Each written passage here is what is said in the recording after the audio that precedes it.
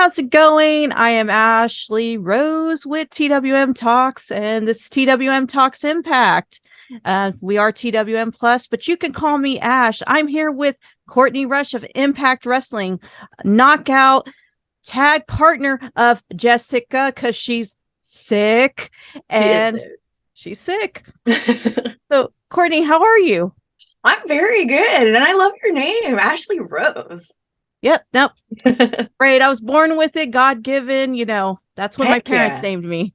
I had to adopt the rose part when I got possessed, but you were born with it. That was great. So let's talk a bit about you currently. How have you been? What's it like coming back to Impact as without me, Rosemary? right? As the lone driver of this meat suit. It's weird, to put it plainly. It's strange. It feels like a part of me is missing. A part of me that I've had for the past 7 years is really quiet in here, which is not usual.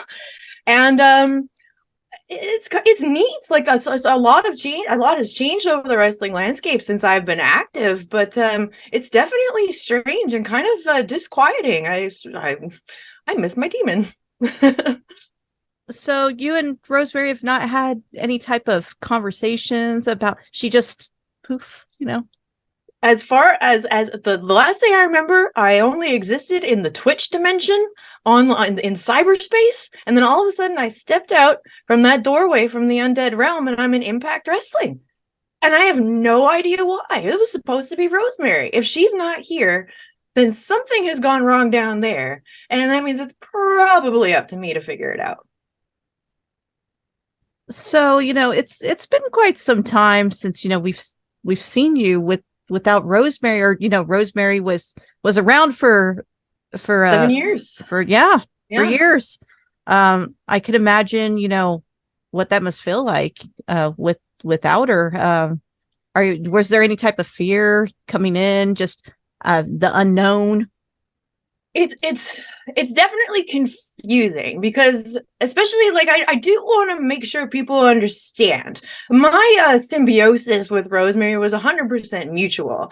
That was something I chose to take her on, to become bonded with her for the rest of our lives, or mine, she's immortal, the rest of my life. So not having her with me, this is very confusing and not something that I chose. And she has always been like very much a comfort to me, knowing that I had this protector in the driver's seat, that she was going to know what to do, that I was going to be safe. Like, I really don't have to worry about a lot. With her gone, that means it's kind of like, I know I have Jessicka, but we're just humans. And if I've learned anything from Rosemary, it's not exactly the most useful species. So, it's scary. I'm not sure what to do, and I got to figure it out.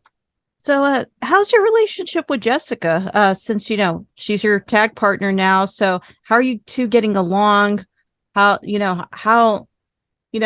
it like coming in just into this new knockouts division, which I'm sure it's been. Yeah, I'm sure you've seen it through the eyes of Rosemary. It's incredible right now. And it's so diverse and so filled out with so many different kinds of athletes. Like, there's fast, there's technical, there's roughhouse, there's absolute powerhouses, and it's so cool. There's so many different matchups to match up with. But yeah, Jessicka is awesome. I love that I got landed with a tag partner that is absolutely the sickest person I've ever met, and especially since I only remembered her when she was Havoc, and she used to beat my ass a lot. So I definitely like Jessicka a lot better. But the fact that she's gone through like something very, very similar to what I'm experiencing right now, even though she doesn't remember Havoc or remember being Havoc or remember having an alternate personality, this is definitely something that we share. So the journey to find Rosemary is the journey to find Havoc as well, and find out what happened to us down there. Yeah, she was Havoc, and Jessica's is completely different. Jessica's she's been with Rosemary since she's come in, and she's they've pretty much helped dominate the tag division for the knockouts. I'm glad to hear that you two are getting along, and That's fantastic. It's good to see you. So that was my first question, is wondering how it was like, Mhm. without Rosemary. Did you, if you were afraid of, maybe how the, fans were going to see it, Oh, 100%. Like Rosemary's been around for 7 years now, and it's quite reasonable to believe that there's an entire group of the fan base that only knows Rosemary and never knew about me, or never watched matches, or never experienced matches with me before that all went down. So 100%, I was a little bit worried to just walk out there and hope that they all accepted me, and hope maybe they recognized the meat suit, even though it wasn't covered in battle paint. Hopefully that was something they connected to there. And the moment I walked out there, it was honestly a blessing to be able to do that in Chicago, because I did spend so much time in Chicago with Shimmer before becoming Rosemary, that there were and I remember hanging around after and like doing a meet and greet after the show, and like a lot of the fans that came into the table were fans that I recognized from Shimmer. So having them in the crowd for that moment, that reveal, to bring me out there not as Rosemary, the fact that we could do that there with guaranteed more people per capita that would remember me, definitely was, it calmed the nerves a little bit. now there's a situation going on between you, Jessicka, and the Coven. Now, I mean, I'm not sure exactly, what made the Coven single you two out. I'm not sure exactly what started it. But what do you hope, I'm kind of hoping, that you two are going to come out at the better end of this. I know Rosemary's faced them, you faced them. Mm-hmm. So how do you feel about the Coven? How do you feel about them? If Rosemary says that they're enemies, then I trust her. I believe that they're enemies. The thing with the Coven is, it doesn't surprise me that they were naturally drawn to the dark powers that Rosemary kind of emanates out of her, and like trying to take that from her. It is not surprising. Like there's a lot of conflicts within the dark realms, and I know that she doesn't like witches. She's claiming the Coven was like stealing their magic from the dark realms rather than actually being able to. She doesn't believe that humans are capable of this kind of power anyway. But me personally, I'm still not convinced that they're not behind it. Like, just the fact that they have been up in Rosemary and Jessicka's business for several months now, and all of a sudden Rosemary's gone and it's me, potentially weaker human form of whatever problem they have with Rosemary, that screams absolute guilt to me. And whether they're working with James Mitchell, whether it has anything to do with Rosemary's father, I have no idea. I am not convinced that they are innocent in all this matter. Even though Rosemary thought that they weren't powerful enough, I don't know. I think she was writing them off when she should have been maybe paying more attention to them. So, I'm hoping the situation with the Coven, gets taken care of and handled soon, because they're kind of taking over. I mean, we don't know how many other members they may have. Right. It's a Coven. That usually means like lots, right? Yeah, it's a group, so I mean, there could be other members of the Coven there at Impact, in the Impact Zone, that we don't even know about. Oh man, what if there's double agents? We gotta find the nest. Yeah, I mean, take them out of the source. But besides, Taylor and and King, who are you most interested in facing? Once this Coven business is taken care of. Yes, I've been asked this a couple of times, and I'm very, very interested in having a technical contest with Deonna Purrazzo.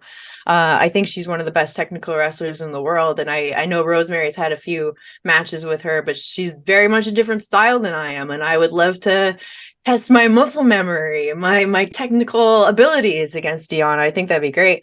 But as far as the tag division goes, with me and Jess, I mean, if this is what we are, say there's a possibility that Rosemary is done with me. Maybe we're not bonded anymore. Maybe this is it. That means that I have to figure out what to do. And if I have Jessicka as a tag partner, and if we have a whole landscape of new knockouts that I've never had a chance to test myself against, and there's a whole world outside of Impact of so many different teams, because women's wrestling is coming up, and so many different opportunities and so many different more athletes out there, which means there's more teams out there. And I think there's a lot of girls that are like building together like tag teams and actually like following the tag team lifestyle, not just two people who have been thrown together, but people like the Hex, for example, Allison Kay and Marty Bell, who did get brought in for a couple of shows for Impact. That's what I'm talking about. Like, people who form this team and go on the road and take that act on the road and build their skills as a tag team, because tag team wrestling is completely different from a singles match or any other different style. It's a completely different way. So if you're going to become a tag team wrestler, you really need to immerse yourself in it. And that's what I want. I want to see other teams who are like really dedicating to tag team wrestling, and that's who I want to face. I want to have like epic tag team matches with everyone out there. I mean, I think tag teams are not, they're not as highlighted as they should be. I agree. Tag team wrestling, it's fantastic. It's great. I love tag team wrestling. Mm-hmm.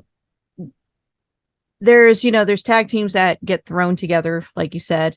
And then there's tag teams that are probably, in my opinion, will be the best tag teams. And you could tell that those two teammates have a bond, a special, whether it be brotherhood, sisterhood, whatever it may be, but you can tell because they are on point. They match each other's time perfectly, and they have each other's back. So that's what I love about tag team wrestling. It's, you just look at the Motor City Machine Guns. I mean, they've been tagging for like 15 years, and they're still like absolutely crisp and perfect. Like, that's what I'm talking about. Like, teams who just continue to develop this cohesively and like just keep getting better as a team. Yeah, and I think it's very underrated, and I'm hoping, we can, have tag team wrestling more highlighted. I think it's going to be great, to keep adding it into the knockouts division, because knockouts division is one of the strongest women's divisions. I agree. And I think the tag division will continue to build. You see a lot of like detractors maybe saying, oh, you only have 3 teams. And it's like, yeah, it's a slow building process. We have like the tag titles insinuate that we want to build this division, which would be encouraging then for athletes and wrestlers to be like, oh, maybe I could look into tag team wrestling and start this, because now there is a reason to form a tag team, because there are women's belts at top companies and that kind of thing. So like, yes, it is sort of still building in this phase, but establishing the belts, establishing that there is a championship and therefore a reason to create a team to go on this journey together. Because if there are only singles belts, then what's really the goal of having a tag team, when if you want championship gold, you're gonna have to split up and go out for singles anyway. Setting this is setting a precedent, and I think it only encourages the building of tag team wrestling through the years to come. Yeah, and I think people forget that a lot of things take time. 100%. Revelations, building legends, setting the stones for the future. And 100%. The upcoming generation, I think people forget a lot of these things take time. It didn't just happen in one night. Yes, absolutely. And I think that's an unfortunate side effect of the instant gratification generation, where we're all so used to, like, if I need an answer, I can just look it up right now. You look it up. You need something to eat. You know what? There's an app for it. Yeah, it's true. Yeah, forget that the good stuff takes time to simmer and build. Yeah, and we do have some questions for the community. We are coming up on time, but because I'm about community. Community is important, especially when it comes to Impact. Community 100%. Is important, and my cat says hello. If you hear him, He's usually never talkative, but if you hear him, he says hello. He knows I love the kitties. Oh yeah. So one of the questions is, and they're just questions that people want to get to know you, Courtney, because they've known Rosemary. Yeah. But now it's Courtney's time. So oh yeah, hit me. they want to one of the questions they want to know, who's your favorite band? My favorite band all time, Metallica. Metallica. Yeah. What's your favorite Metallica? Seen them twice live. Incredible. Changed my world when I first started listening to them. That's awesome. Another question was they wanted to know what your favorite anime was, and I mean I can tell that it might be Dragon Ball Z, but it might be Dragon Ball Z. But I do like I'd say the top 3 is Dragon Ball Z, Full Metal Alchemist, and Attack on Titan. Attack on Titan, I never watched Attack on Titan, but I hear like a lot of solid good things about it. I have been losing my mind watching this last season. There's like the finale isn't dubbed yet, so I'm waiting for it because I'm used to the English voices, so I want to hear the dub. But the finale comes out this fall, and I'm just gonna, oh my god. So Dragon Ball Z, it's been around for a bit. It's quite some time. It's pop culture at this point. Very, it's very popular, very famous. What's your favorite, era of Dragon Ball? The Android saga, Cell saga, which is I think it's like the third main saga, where Gohan really like comes up and like comes into his own and realizes his power, and you introduced to like some really key characters like androids 17 and 18. I love them. I think they're some of the best characters in the whole series. And Cell is just, God, an incredible villain. Even though I prefer Frieza as like all-time villain, I think Frieza's amazing, and it's mostly his ability to deliver those promos. I like a villain who will slay you with his words.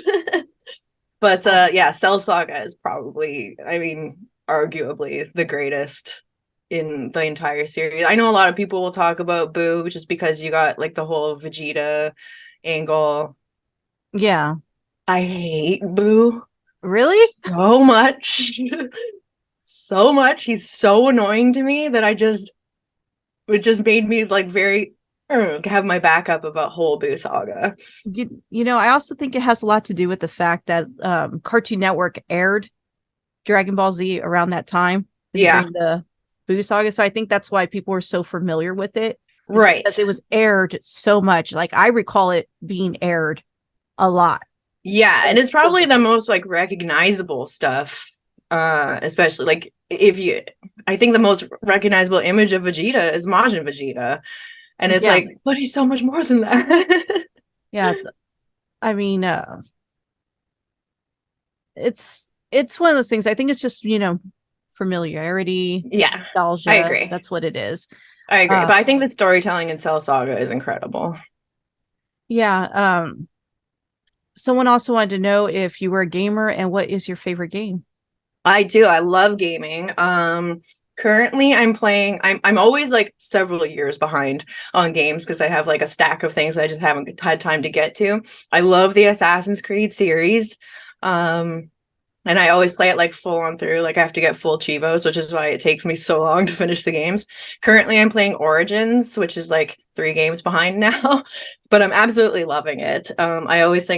I always appreciate the deep lore in those kind of games. I like games that have like a lot of like story and background. So like Assassin's Creed, I love the Fallout games. I enjoy putting on Skyrim and just wandering around and getting lost in that. So that's what I like. I like big epic fantasy tales.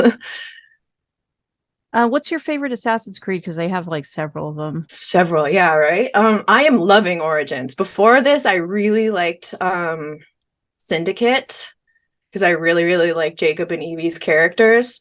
I have a soft spot for 3, just because with Connor's story, it added so much like interesting new twists and interesting new like with the New World moving into the Americas. It was so interesting, and I think Connor was a great character as well.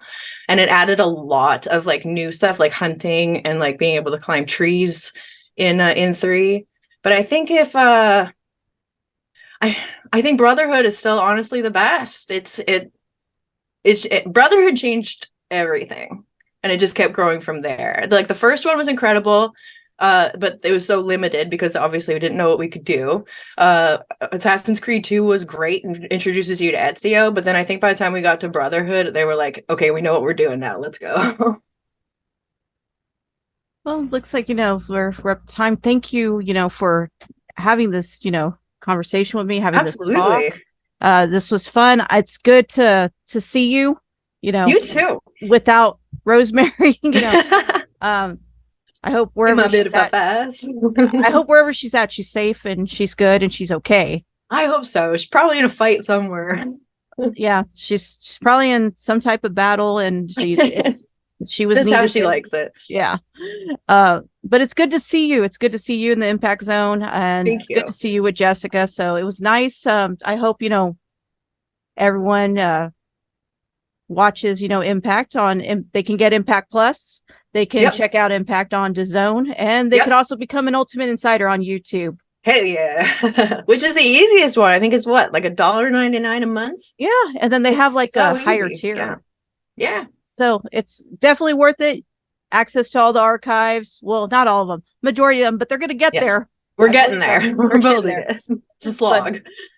But thank you for your time. You have a good day, Courtney. You too.